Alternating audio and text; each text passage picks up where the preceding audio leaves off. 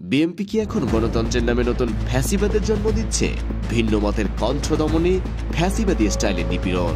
নিজের এলাকায় বর্বর হামলার শিকার হয়েছেন গণ অধিকার পরিষদের সভাপতি নুরুল হক নূর।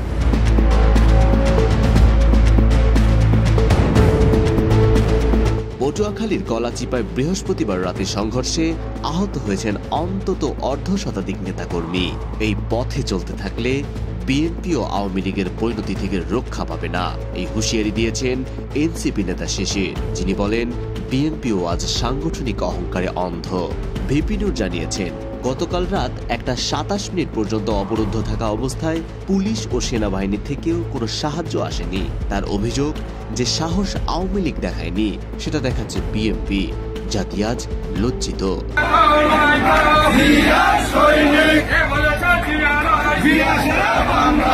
ঘটনার সূত্র বিএনপি নেতাদের বিরুদ্ধে নূরের প্রকাশ্যে সমালোচনা, এরপর পাল্টাপাল্টি বিক্ষোভ এবং শেষ পর্যন্ত হামলা ও ভাঙচুর, যা গড়ায় রক্তাক্ত সংঘর্ষে।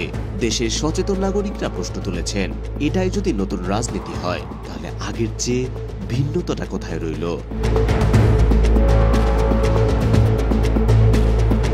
গণতন্ত্র মানে কি ভিন্ন মতের কণ্ঠ রক্তে রাঙানো? আজ মানুষ জানতে চায় বিএনপি এবং আওয়ামী লীগের মধ্যে পার্থক্যটা কোথায়।